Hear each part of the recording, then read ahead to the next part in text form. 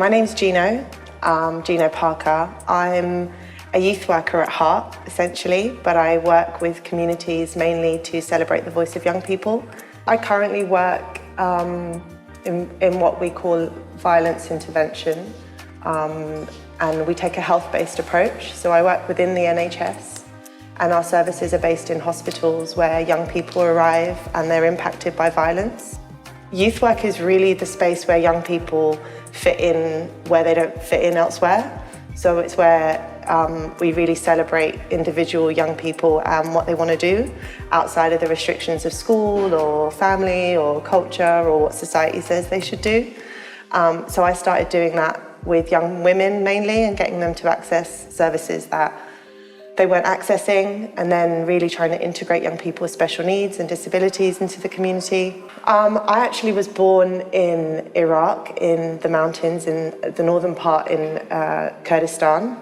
So I was born there, but my family left when I was still really young, and we left as refugees. We settled in the UK, and it's always been a bit of, actually it is just a massive part of my identity, because I have the identity of where I was born and where I left, and the identity of where I was raised and grew up in West London. We have this longing in childhood to want to get into adulthood, and that negotiation happens at youth.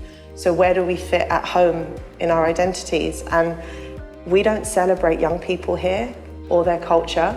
Actually, we think that everything that's wrong with what's going on is their fault. And we forget that they are children and young people in a society that are raised by adults, and we don't really give them a voice. I brought with me just a really small collection of some stones that I have, or crystals.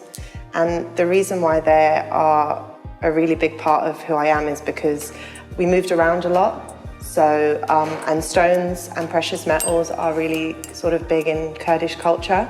And they were the little things that I could take with me that felt like home whenever I would leave them at my bedside, so that it didn't matter where I was, but they were always there, and then that's where home was.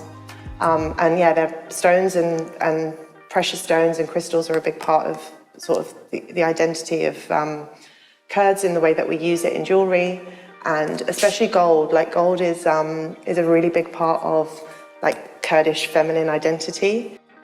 I feel at home in London, particularly in West London, because the thing about West London is that there's so much diversity, is that you're not the odd one out.